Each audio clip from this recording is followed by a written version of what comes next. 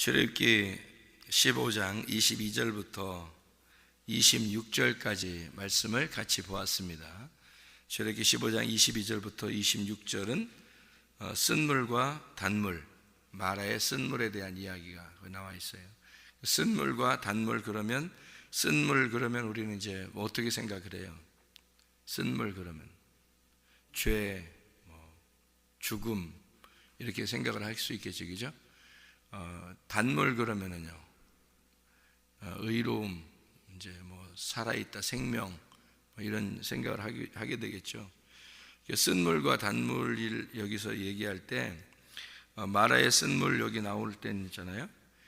여기에서 출애굽기 20장에 보면은 뭐가 나오죠? 출애굽기 20장에 보면 십계명이 나오죠. 십계명이 나오는데 그거보다 먼저 출애굽기 15장에 지금 이 마라의 쓴물을 통해서 계명을 먼저 주셨어요.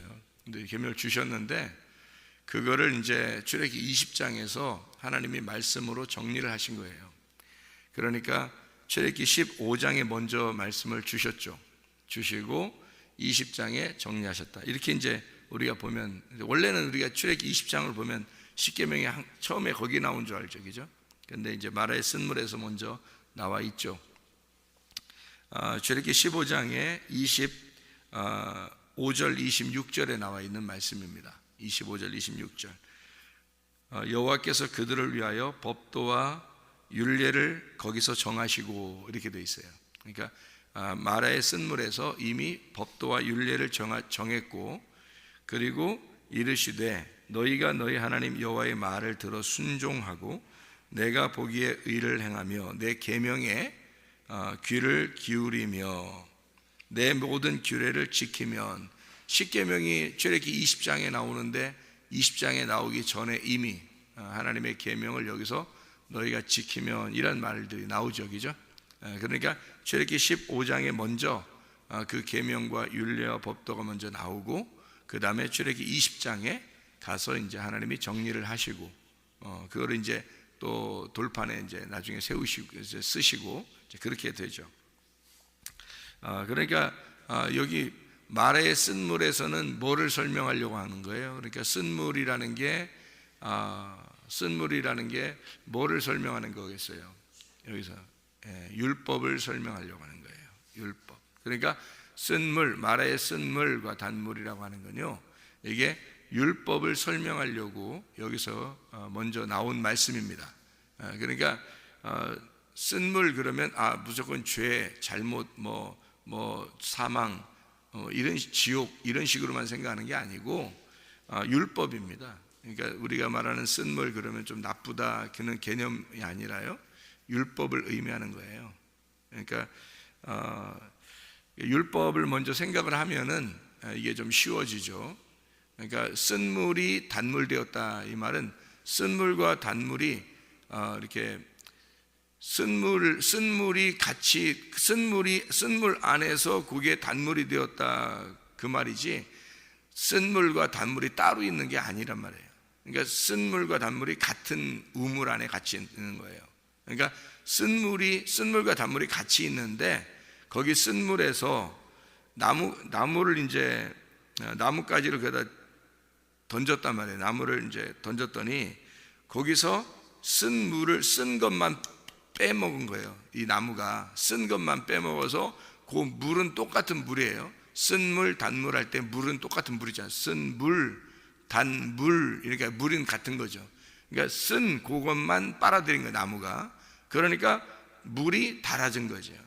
이렇게. 그러니까 그 쓴 것만 빨아들였다. 이게 죽음을 얘기하는 거예요. 그 십자가 죽음. 그 나무를 지정해서 나무를 이제 던졌더니 물이 달게 되었더라. 그래서 물은 똑같은 물인데 그게 바뀐 겁니다. 이렇게 물이 이제 이렇게 바뀌었어요.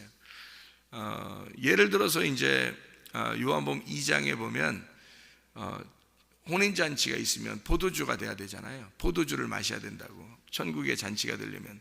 그러니까 물이 포도주로 바뀌는 거죠. 그러니까 물이 포도주로 바뀌어야 잔치가 이루어지는 거예요. 그냥 물 떠다 주면 잔치가 안 되잖아요, 그죠? 그런데 이제 그 물이 포도주가 된 거를 누구만 알게 됐다. 거기 물 떠온 하인들만 알게 되었다 그랬어요. 그러니까 물 떠온 하인들이 누구겠어요? 선지자들이란 말이에요. 그러니까 그 선지자들을 통해서 율법이 오잖아요. 선지자들을 통해서, 그죠? 율법이 오게 되고 우리에게 그 율법이 온 그 율법을 전달해 준 사람들만 그걸 알게 되는 거란 말이에요. 그러니까 그 물이 오고 그게 이제 포도주가 변하면 잔치가 이루어지는 거예요. 그러니까 이것처럼 이제 쓴물과 단물이라고 하는 게 이게 이제 쓰다 그러니까 무조건 나쁘게만 생각을 해서 사람들이 그러면 이제 성경을 이해하기 어렵고요. 이 쓴물을 이제 이렇게 보면 율법이라고 보면 이제 어렵지 않아요. 율법이라고 하는 건 두 가지 개념을 같이 가지고 있습니다. 하나는 우리의 죄를 정죄하기도 하지만 하나님의 그 위에서 내리는 비처럼 우리에게 단비가 되는 그런 우리의 그 갈급한 것을 채워주는 그런 말씀을 말하는 겁니다. 그게 이제 율법인데요. 거기서 쓴 것만 빼버리면 이제 물이 되는 거죠. 단물이 돼. 이게 이제 쓴물 이야기가 이렇게 나오는데, 쓴물 단물 얘기가 나오는데 그 바로 앞에 보면 누구 이야기가 나와요? 19절부터 21절에, 출애굽기 15장 19절부터 21절에 누구에 대한 이야기가 나와요? 미리암에 대한 이야기가 나와요. 미리암. 이 미리암이라고 하는 게 이제 시험 볼 때 미리 알았다, 미리암이 아니라 시험 볼 때 미리암, 이게 미리암이 100점 맞죠, 미리암이. 미리 알아가지고. 근데 이 미리암이 마라에서 나온 이름이에요. 미리암이라는 이름이. 미리암이 마라에서, 마라가 이제 같은 어원인데 미리암, 마라, 이게 같은 어원이 이제 히브리 이름인데 그게 이제 신약에서는 마리아라고 되어 있는 게, 이 마리아가 미리암이에요. 미리암이 마리아, 같은 자음을 가지고 있잖아요. 미리암하고 마리아하고 같은 자음을 가지고 있다고요. 이름 자체가 똑같아요. 그래서 마라, 미리암, 마리아 이렇게 같은 건데요. 미리암이라고 하는 이 여자가 뭐를 이제 상징하냐면 이게 쓰다라는 이름을 가지고 있어요. 미리암이. 그럼 틀림없이 마리아도 어떤 이름이겠어요? 쓰다라는 이름을 가지고 있는 거죠, 그죠? 그러면 이제 쓰다라고 하는 이름이 우리는 이제 뭐 무조건 나쁘다 이렇게 얘기하는 게 아니고 뭐를 설명하려고 한다? 율법을 설명하려고 한다. 그러면 미리암이나 마리아나 지금 뭐를 설명하는 상징적인 인물이에요? 율법을 상징적으로 이야기하는 그런 인물들이란 말이에요. 그러면 예수님이 누구를 통해서 나왔죠? 마리아를 통해서 나왔어요. 그러면 어느 뱃속에서 나왔다는 뜻이에요? 율법 안에서 나오셨다는 얘기를 하려고 하는 거죠. 그래서 미리암, 마리아가 같은 이름이고 미리암이 나올 때 마라의 쓴물이 나오는 거예요.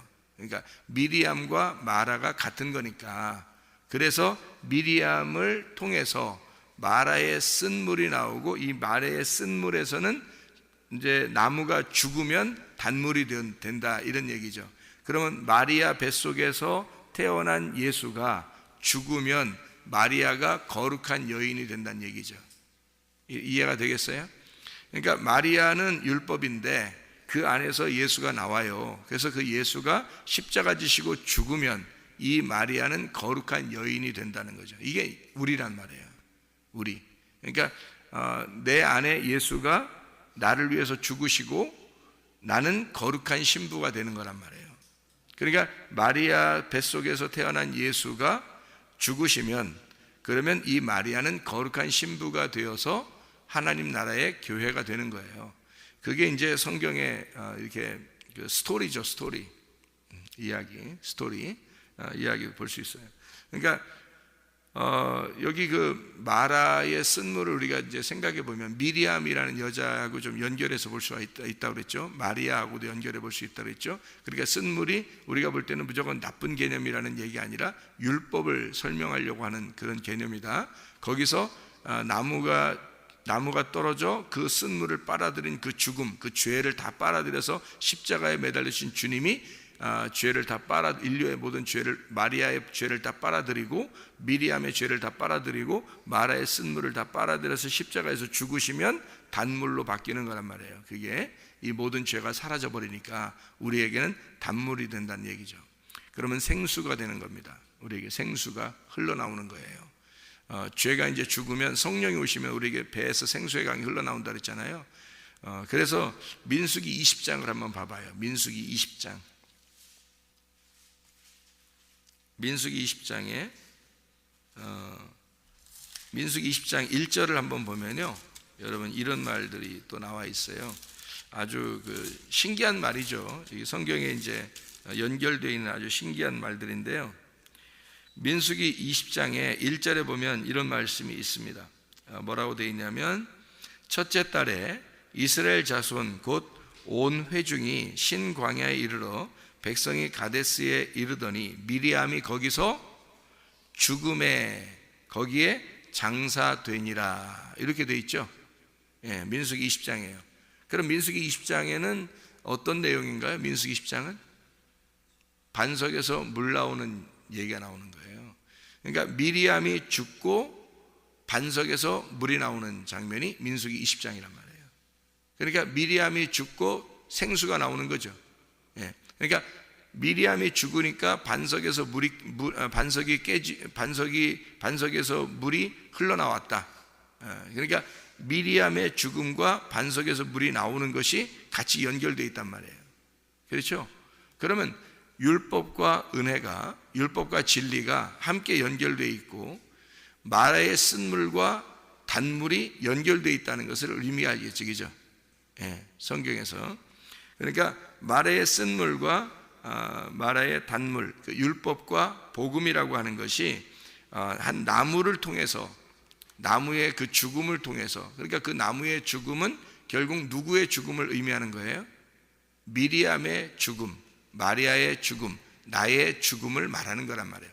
예수님이 죽을 이유가 없죠. 사실은 예수님이 와서 무슨 잘못을 했길래 와서 죽겠어요, 하나님의 아들이. 그가 죽으심은 미리암의 죽음을 나타내는 거고, 그가 죽으심은 마리아의 죽음을 나타내는 거고, 그가 죽으심은 나의 죽음을 말하는 거라는 거죠. 그걸 통해서 이 쓴물이 단물로 바뀌는 겁니다. 다시 말하면 똑같은 이 하나님의 말씀을 우리가 받고 있는데, 이 말씀이 내가 죽기 전에는 쓴물이란 말이에요. 이 말씀이 여러분에게는. 그리고 그 쓴물을 마셔야 된다는 거죠. 그리고 그 쓴물을 받아야 된다는 거예요, 이게. 죽기 전에는요. 근데 죽으면요, 죽으면 더 이상 쓴물이 아니에요. 이게 생수의 물이라고요. 이게 더 이상 쓴물이 아니라 단물로, 똑같은 이 말씀인데 단물로 바뀐 거예요. 이게 우리가 죽으면, 그러니까 내가 죽지 않으면 이게 쓴물이에요, 늘 말씀이요. 근데 내가 죽으면 이 물이 단물로 바뀌는 거예요. 성경이 이제 율법과 이 복음이라고 하는 율법과 은혜에 대한 이야기가요, 상당히 많이 나옵니다. 율법과 이 복음에 대한 이야기가. 예수님 시대에 베데스다 연못이 있었죠. 요한복음 5장에 보면 베데스다 연못에 기둥이 몇 개예요? 기둥이 5개입니다. 행각 5이 있는데 거기에 베데스다 연못이 있는 거예요. 그러면 이 행각 5이라고 하는 건 뭘 의미하는 거냐면 율법을 의미하는 거예요. 율법을. 거기에서 베데스다 연못에 38년 된 병자를 고치는 거죠. 요한복음 4장에 보면 남편이 몇 명 있었다고 그랬어요, 여자가. 원래 5명 있었다고 그랬어요. 원래 다 합해서 6명인데 5명이 있었지라고 얘기하잖아요. 왜 5명이 있었지라고 얘기하냐면 5이라는 율법을 말하는 거예요. 그럼 지금 있는 남편은, 그러면 5명이 율법이고 지금 있는 남편은 뭐를 설명하려고 했던 거냐면 그 율법 안에서 섬기는 성전을 말하는 거예요. 네가 율법 안에서 섬기려고 했던 이 세상, 이 성전을 얘기하는 거예요. 바로 너 자신을 얘기하는 거죠. 그러니까 율법을 가지고 네가 성전에서 예배를 드린다고 하는 그 예배, 그것도 네 남편이 아니다, 이런 얘기예요. 그거를 다 예수님이 무시해버리고 7번째 예수님을 소개하는 겁니다. 그게. 그러니까 5 남편이 있었지라고 하는 그런 이야기들을 하고 있잖아요.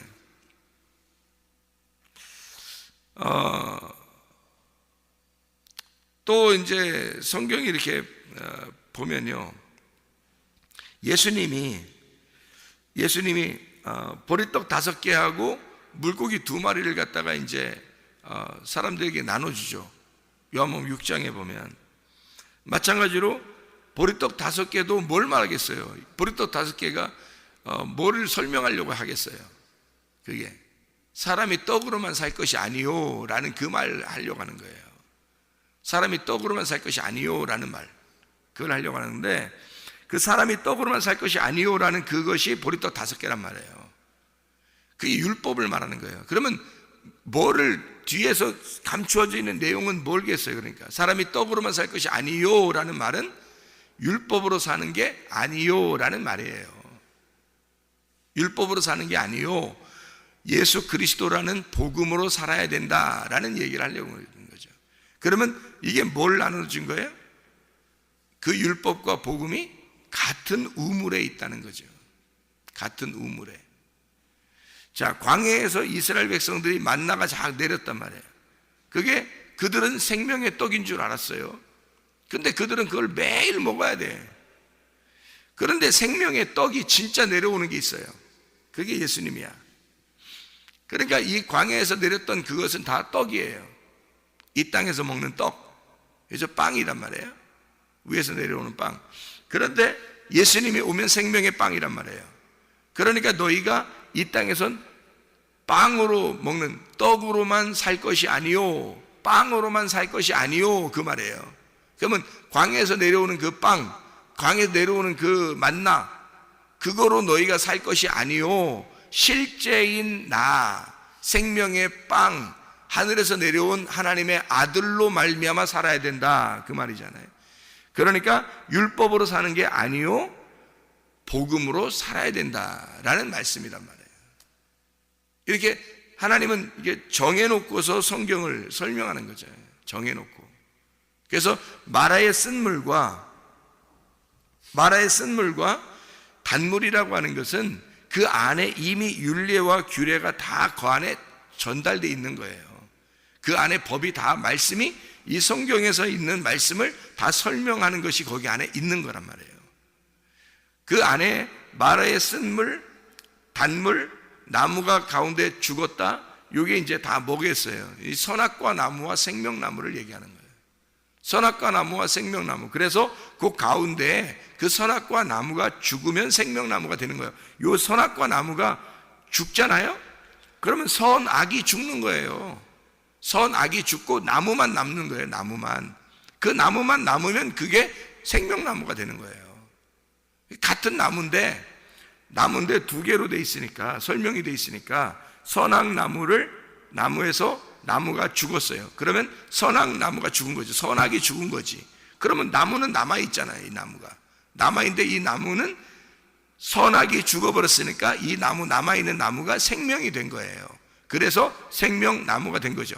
마라의 쓴물에서, 이 마라의 쓴물에, 마라라는 쓴물이, 미리암, 마리아, 마라라는 이 쓴물이, 마라가 죽으니까 마라의 쓴물이 아니라 마라가 죽으니까 그냥 물이 된 거예요. 그 물은 달콤해진 거죠. 그게 뭐 설탕물을 탔다 이런 말이 아니에요. 그런 말이 아니라 쓴물이 없어지니까 물을 먹게 되었다는 얘기죠. 생수같이 먹게 되었다, 달콤해졌다는 얘기예요. 그러니까 이 하나님 말씀이 참 꿀송이처럼 달다, 이런 말이 있죠. 그런 말씀이에요. 그만큼 말씀이 내게 먹을 만한 말씀이 되었다, 그 말이죠. 아주 행복하다, 이 말씀 때문에 행복하고 복음이다, 이 말씀이 정말 복음이다. 그래서 바사르가 육체인데 육체가 죽으면 바사르, 복음이 된다. 그래서 바사르라는 단어가 육체와 복음이라는 단어라고 했죠. 그래서 바사르는 똑같은 단어가요, 이게 육체라는 단어인데, 이게 육체가 죽으면 복음이 되는 겁니다. 바사르가. 그러니까 이 말씀이에요. 바사르라는 자체가 말씀이에요. 그래서 말씀이 육체를 입고 오잖아요. 말씀이 육체를 입고 오셔. 예수님이. 그럼 말씀이 육체를 입고 오면 이게 육체라고 하는 게 바사르라니까. 그러니까 말씀이 육체 바사르를 입고 왔는데 이 바사르 육체가 죽으면 말씀이 되는 거란 말이에요. 말씀이 남는다. 그러니까 말씀이 육체를 입고 와서 하나가 되어 있단 말이에요, 이게. 그래서 마라의 쓴물과 단물이 같이 있는 거예요, 이렇게. 그래서 여기 육체가 바사르가 죽으면 이게 바사르가 되는 거죠. 이 남아있는 말씀이 바사르, 복음이 된다는 거죠. 그래서 바사르가 육체와 복음을 같이 설명해 주는 단어란 말이에요. 마라의 쓴물도 마찬가지예요. 쓴물과 단물이 같이 있는 거예요. 이 마라의 우물에. 그래서 마라의 쓴물에 같이 있는 거예요. 그래서 쓴물에서 쓴 것만 빼내니까 단물이 되는 거죠. 이게 생명나무가 되는 거란 말이에요. 선악과에서 선악을 빼버리면 생명나무가 되는 것처럼 똑같은 얘기예요. 이게 마라의 쓴물에. 그래서 여기서 율례와 법도를 정했다는 말은 말씀을 전체가 이해가 되도록 여기에서 말씀을 규정해 주었다, 이런 말이죠. 여기서 계명을 하나님이 지키도록 해 주었다. 그 말은 말씀이 이해가 되도록, 하나님 말씀이 이해가 되도록 여기서 만들어 놓았다, 이런 얘기고요. 출애굽기 15장 27절을 여러분이 봐봐요. 출애굽기 15장 27절의 말씀에 보면 그들이 엘림에 이르니 거기에 물샘 12과 종려나무 70그루가 있는지라. 거기서 그들이 그 물 곁에 장막을 치니라, 이렇게 돼 있죠. 그죠? 그러면 마라의 쓴물이 끝나니까, 마라의 쓴물에서 단물로 바뀌니까 바로 그들이 엘림에 이르러, 그 엘림에 이르러, 이게 나무들, 종려나무들이거든요. 이 종려나무들이 있는 그곳인데, 이 종려나무가 있는 그 엘림에 이르러서 거기서 물샘 12이 있고 종려나무 70그루가 있어요. 12과 70이라는 게 있단 말이에요. 성경에 12이랑 12 지파, 12사도 이렇게 돼 있잖아요. 12지파, 12사도. 12이 완성이에요. 하나님 나라의 새 예루살렘의 완성이 12이거든요. 그럼 70이라고 하는 건 뭐예요? 그 이스라엘 백성들이, 그 야곱의 그 자손들이요, 요셉 때 애굽에 내려간 사람이 70명입니다. 그게요. 왜 70이라고 하는 숫자를 여기 성경에, 그리고 예수님이 제자들을 이렇게 파송해서 전도하러 보낼 때 누가복음 10장에 나오죠. 누가복음 10장에 70제자 파송한단 말이에요. 70제자.